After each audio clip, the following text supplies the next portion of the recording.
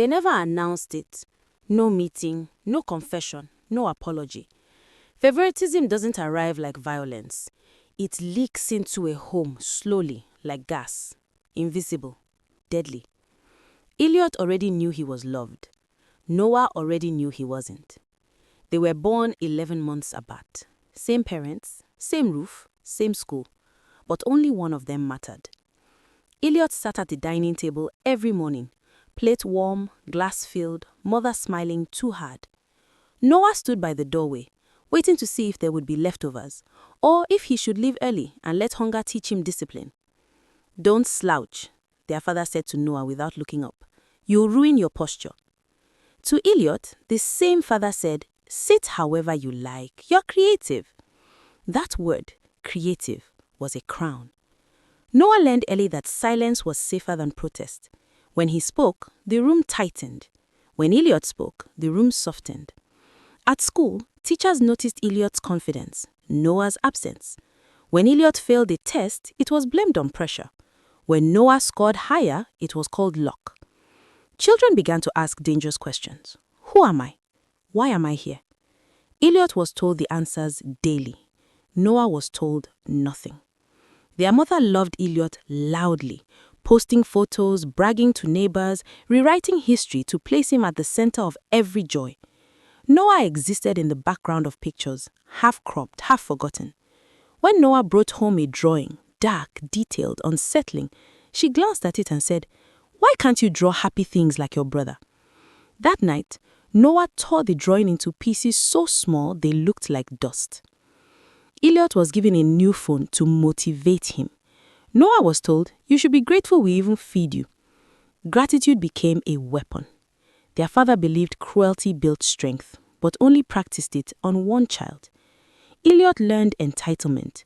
Noah learned invisibility. And invisibility changes a person.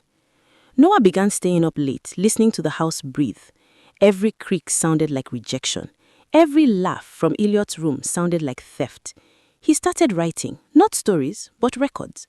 Dates, words, looks, moments. Not because he planned revenge, but because when you are constantly erased, you start collecting proof that you existed. One evening, Elliot exploded in anger, smashed a glass, screamed at their mother. She cried. Their father hugged him. Later that night, Noah forgot to wash one plate. Their father slapped him hard enough to split his lip. As blood touched the floor, something inside Noah finally broke. Not loudly, not dramatically, but permanently. He didn't cry, he didn't shout, he smiled. Because now he understood the rule of the house. Love was not earned, it was assigned, and he had never been chosen. That night, Noah wrote one sentence in his notebook. "If I disappear, they will notice too late." He didn't know yet how he would disappear, only that one day the silence would stop being passive, and when it did, this family would never recover. Noah did come down eventually, not because anyone called him, not because anyone cared. Hunger has a way of dragging forgotten children back into rooms that reject them. Breakfast was almost over. Elliot laughed loudly, reenacting something funny from school. Their mother laughed with him, too loud, too proud. Their father nodded, satisfied. Noah entered quietly. No one stopped talking. No one asked where he had been.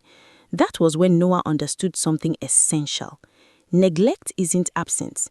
It's presence without acknowledgement. He poured himself the last of the cold tea. It tasted like metal. Elliot glanced at him, eyes narrowing, not in concern but irritation. "You're blocking the light," Elliot said. Their mother didn't look up. Their father didn't correct him, so Noah stepped aside. A child should still believe they can be saved. Noah no longer did. He had become efficient at disappearing, moving through school like a shadow, sitting at the back, finishing group work alone so no one could sabotage it. Teachers praised Elliot's leadership. Noah's quiet competence was labeled antisocial. The lie grew legs. By midterm, rumors formed around Noah. Weird, cold, difficult. No one asked why he ate lunch alone. No one noticed the bruises fading on the long sleeves. At home, Elliot's failures were celebrated as learning moments. Noah's mistakes were treated as character flaws. One night, Elliot was caught stealing money from their mother's bag. She cried again. Their father blamed stress. Elliot was forgiven before the sentence ended. Later that same night, Noah was accused, without proof, of having an attitude. Their father shoved him against the wall. "Why are you like this?" he demanded. Noah wanted to say, "Because you made me." Instead, he said nothing. Silence had become survival. But silence doesn't kill pain. It compresses it, and compressed pain looks for exits. Noah began skipping school, not to wander, but to sit in abandoned places and think. He wasn't planning violence, he wasn't planning escape, he was planning absence. He researched runaways, he researched missing children, he researched how long parents took to notice. The answers disturbed him. Some parents noticed within hours, some within days, some never reported at all. The idea settled in his chest like a cold stone. At home, Elliot announced he had been selected for a special academic program. Explosion exploded, cake, calls, photos. Noah stood at the edge of the room, clapping slowly, carefully. Their mother finally noticed him. "Don't look so jealous," she said. Jealous, that word stabbed deeper than any slap. That night, Noah packed a bag, not clothes, but records. His notebook, photos, old school papers with high grades no one praised. Proof. Because when you are forgotten long enough, you begin to fear that even your suffering will be denied. He wrote another sentence. "They don't love him more, they love me less." The next morning, Noah left early. This time, he didn't leave a note. At school, Elliot was praised again. At home, dinner was served. Only when the sun collapsed into darkness did their mother frown. "Is Noah home?" Their father shrugged. "He's probably sulking."